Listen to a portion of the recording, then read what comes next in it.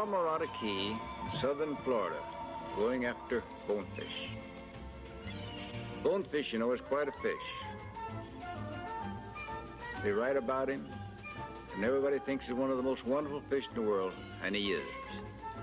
And in fishing for bonefish, you better have a reel that's got a fine drag on it, because these fish are fast and furious.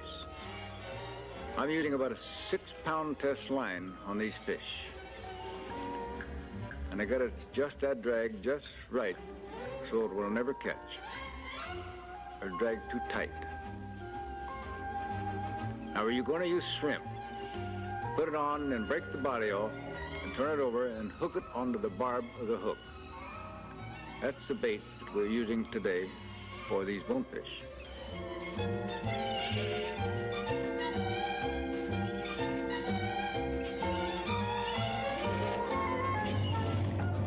It's about a 2-mile run, I believe, to where we're going. The tide is not high, and you cannot cut across these flats in a boat like this if the tide is low. You got to follow the channels, and that's what we have to do. And you'll notice in going through, you wonder why we're doing the things we're doing, circling around right close to an island, because that's where the channel runs. When the tide begins to fill, gets about half full, on up to high tide, you can cut across these flats. Now, these flats will run for miles upon miles, and they're almost the same depth all the way through. Sometimes you get some of your best fishing when the water is very low. The guy that pulls the boat uses the pole entirely. Now, you don't just sit there and cast wildly for these fish. You generally look for them. Look for feeding or cruising fish. What we're doing right now is looking for cruising fish. And there's one right there. The bait of mine was close, but he did not turn towards my bait at all.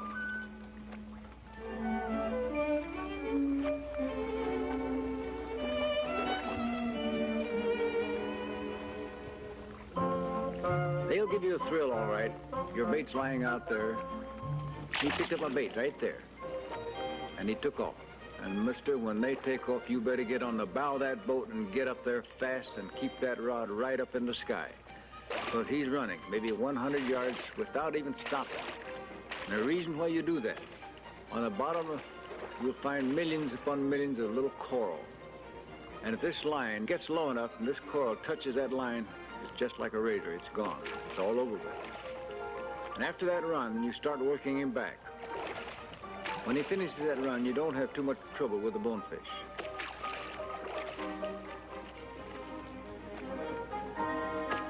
Now, you notice the guides handling a bonefish. These guys will not kill a bonefish unless you want to bring one in to have it mounted. They're very careful with them. Very careful.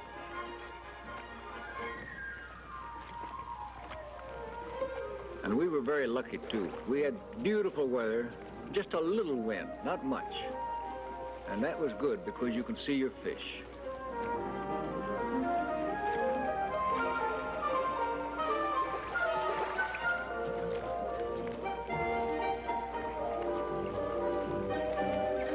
Now watch what he does. He'll run that water back through his gill to keep him alive. When he turns him loose, you'll see the fish is still alive now. And when he takes off, no more problems.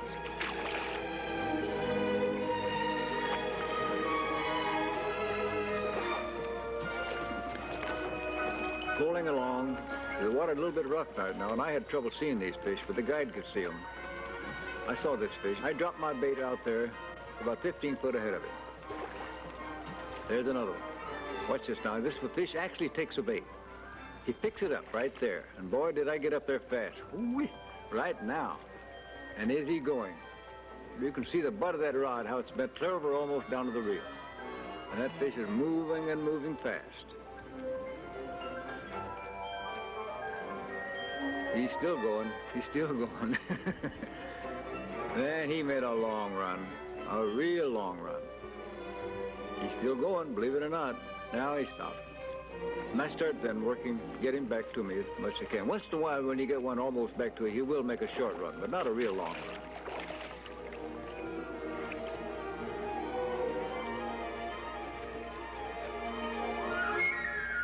first thing he does is carefully like is take the hook out before he brings him in.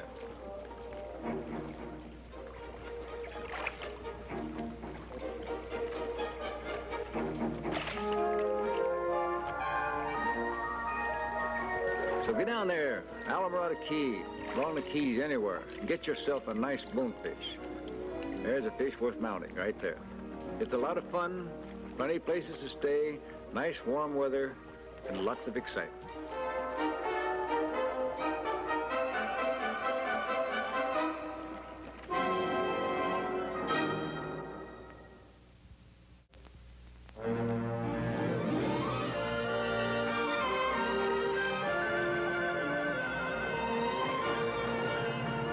Here we are in San Diego, California. Believe me, this is a wonderful spot, San Diego, to fish for albacore.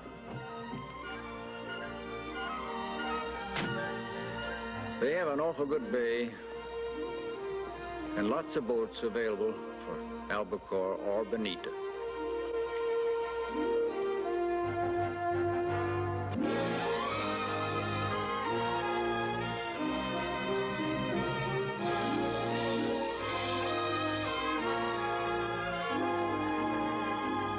It's quite a bait dock.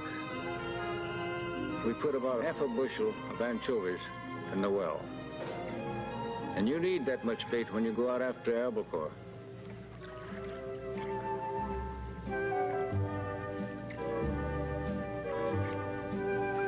Isn't that a bunch of nice bait, though? I know one thing, we have a good boat. I was told about that. It's a good wide boat, too, and the freeboard is not too high. It's easy to fish from.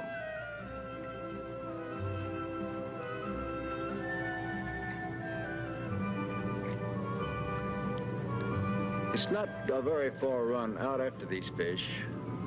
I would say it's about an hour and a half to where we're going.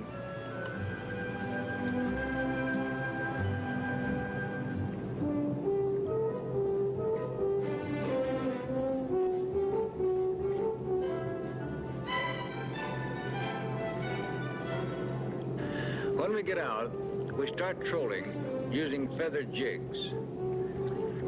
We rig up two lines with a feather jig, one white and one black, and keep trolling until we hit an albacore.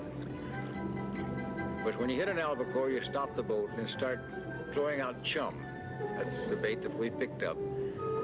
And these fish start picking up this bait real fast and furious. If you're lucky, you probably could be sitting right on top of a tremendous school of albacore. And that's just exactly what happened to us. Boy, the first time we hit an albacore, we were in business.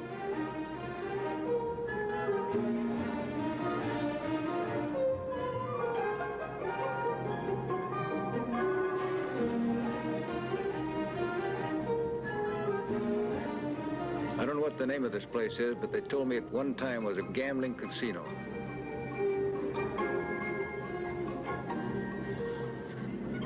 Beautiful ride out there. We were there in the latter part of July, and they say these fish start moving in about the middle of July. Of course, this is the first time I've ever fished albacore at this area. Here, boy, one of them has hit the jig. Larry Lawrence, a good friend of mine from Los Angeles, got a hold of that rod. Worked him in, and here I am. I'm throwing out now anchovies. Start throwing them out. You can't see it here, but boy, I saw 3 or 4 of them swing up and pick up this bait. So everybody else is already baiting up, but they won't go in there until he gets that albacore in.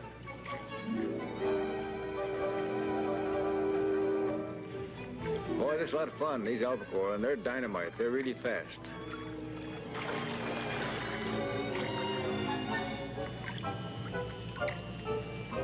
My rod's all baited up, ready to go as soon as I gaff this fish.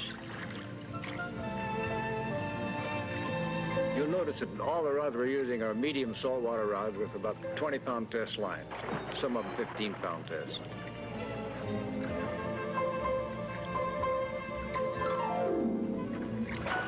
There he is. That's what you call chicken of the sea.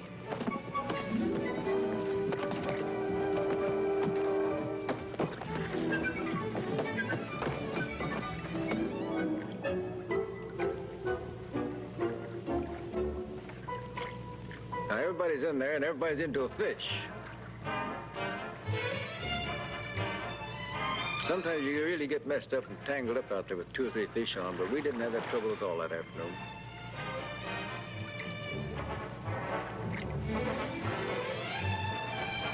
I'm using a spinning rod myself, a spinning reel. A couple of them have regular conventional tackle. Whoop, that's my fish you lost, boy. That's the first one I got. They had to lose him and gaffing him.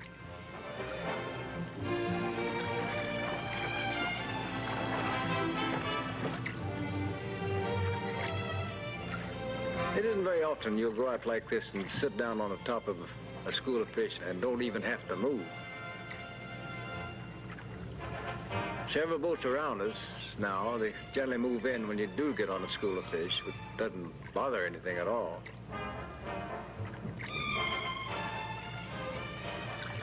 Sometimes you're drifting with the tide or drifting with the wind, and we'll drift away from school. But fortunately, we was either following the school or they were following us. I don't know, but we never left them. These fish are running up to 10 to 16, 18 pounds.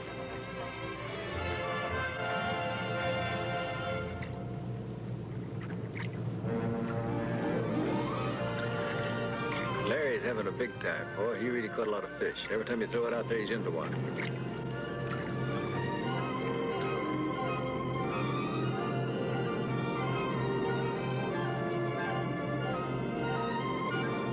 I don't believe there's anybody in the world that had any more fun than I did fishing for albacore. We didn't stay out there too long. We had all the fish we want. I saved all my fish and had them canned. And I ended up with over 400 cans of albacore. Boy, they were delicious. And I'll say this, folks, if you want to have some fun, go down to San Diego. You'll have the time of your life fishing for albacore. And there's plenty of boats available, and I know you will enjoy it.